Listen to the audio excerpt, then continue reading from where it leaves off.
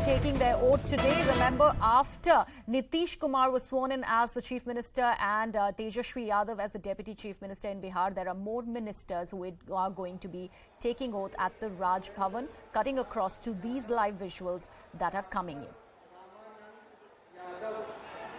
So the cabinet expansion all set to happen. A lot of emphasis there on the caste representation in the new Nitish Kumar government. There would be ample eyeballs on it. We are being told that 17 ministers from the OBC and other backward classes will be part of the cabinet. 6 members of the scheduled caste, 5 members of the Muslim community and 6 from the upper caste will be part of the new Nitish Kumar cabinet. Remember, he was sworn in as the Chief Minister of Bihar for the 8th time. This after he decided to sever ties with the BJP and go back to the Mahagathbandhan, join alliances with Tejashwi Yadav and the Congress party. My colleague Maria Shakil, who has been tracking all the developments that have come out of Bihar, is joining me on the broadcast. Maria, the big cabinet expansion that all of us were waiting for is something that is happening at the moment. What all is expected when it comes to this new Nitish cabinet? Yes, so all eyes will be on the portfolio distribution. How much is Tejashwi Yadav able to extract or get a share in this power pie in Bihar?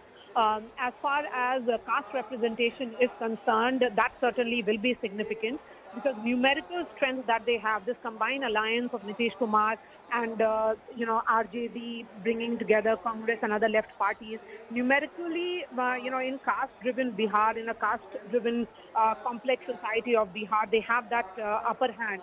But after having promised 20 lakh jobs only yesterday, the Bihar government of Nitish Kumar and Tejashwi Yadav has miles to go before they sleep clearly and much promises to keep because the people of Bihar, and particularly the youth, are now looking up to them to provide jobs, which is the need of the hour. Bihar has the highest unemployment rate and which is a matter of huge concern, particularly for the youth.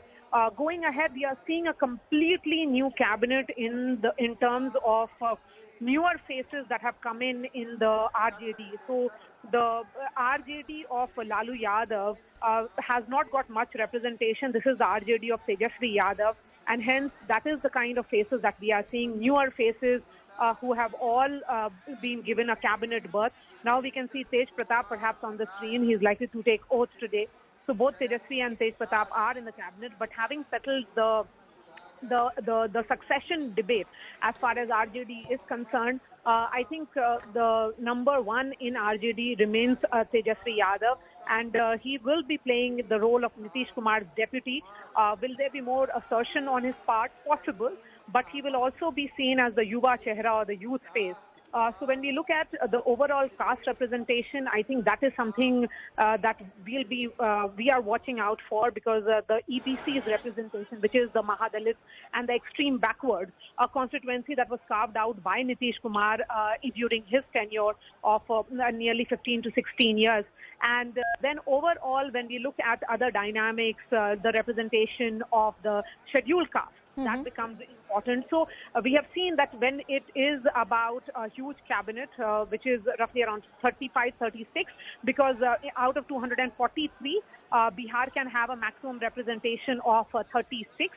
And that is the reason why we are seeing a cabinet of roughly around 30, 35. And 5 ministers being sworn in at one time. That is Tej Pratap in the green jacket. Yes. You can see other leaders of the JDU and also of the RJD. Many of them have served as ministers under Nitish Kumar, under Lalu Yadav. So a lot of familiar faces, but several new faces as well. Because this time when 2020 elections were fought, it was about Tejashwi's tenure or the regime beginning in the RJD, and that is why we are seeing newer faces in this new government that is being sworn in.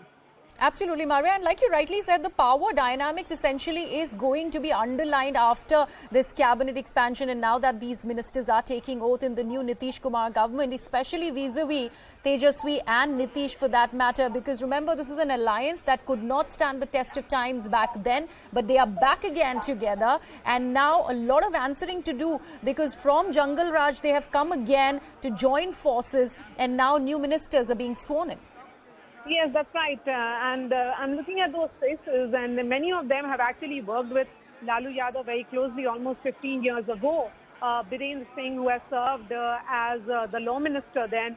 Then there is Vijay Chaudhary, who also worked as a senior close aide of Nitish Kumar. So all of them being sworn in this first lot that is being sworn in, and they are on our television screens. So Lalu Yadav certainly ensuring that both the sons, as far as his own balancing act that he has to do within the family of Tejaswi and Tej Pratap, both of them are being given that kind of representation. Tej, of course, is being sworn in as one of the ministers, and as far as Tejaswi is concerned, he has already been sworn in as the Deputy Chief Minister of Bihar. So who takes the crucial home portfolio is something that is becoming important. Because remember, Nitish Kumar in the last few months has faced the question, particularly on his law and order management. This is the governance management that he has been always, projecting himself as the Sushasan Babu, as he is famously called. But the big question again is, what does it do to Tejaswi Yadav as far as his portfolios are concerned? Because, as far as the responsible portfolios are there, perhaps Tejaswi could get industries because Bihar needs industries, and as someone who will lead industries, he will be able to keep up perhaps with his promise of ensuring jobs. But looking at the larger picture, this is a new cabinet with newer faces, some older faces, but largely new faces. Absolutely, Maria. In fact, good you mentioned the home portfolio, because all eyes are really on whether Nitish decides to keep it or not. What are your sources really telling you? Because this becomes the important question.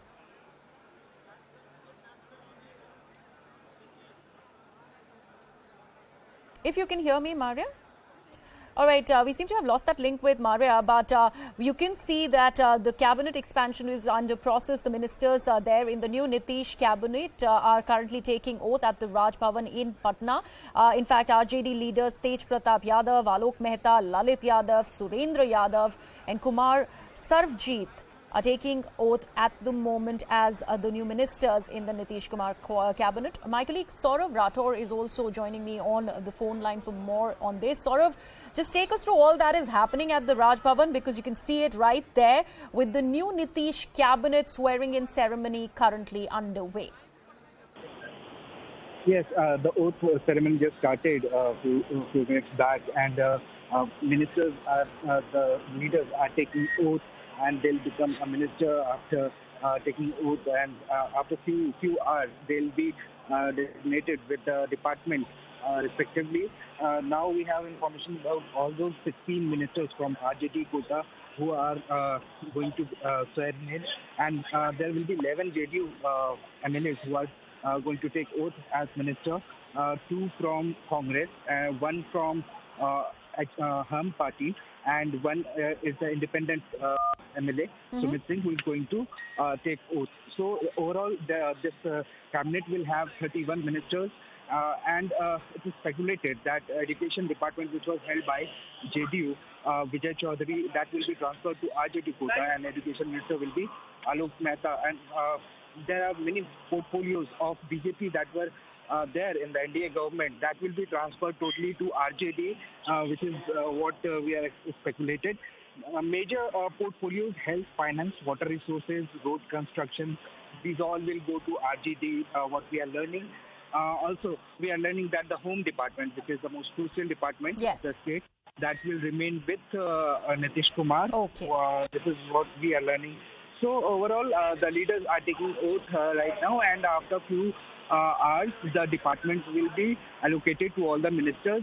At 4:30 p.m. in evening, there will be a cabinet meeting, and then we'll be briefed about all those departments of the ministers that are going to take oath today. So this is the latest update.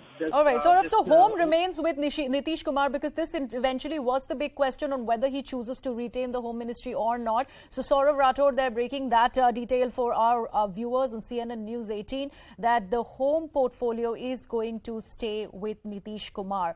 How are things standing for Tejaswi Yadav now remains to be understood here, Saurav.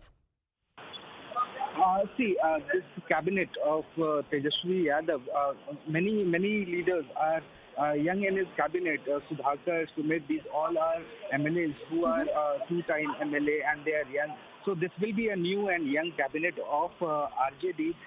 In fact, if we talk about the caste calculation, which is because caste is a major issue in Bihar elections.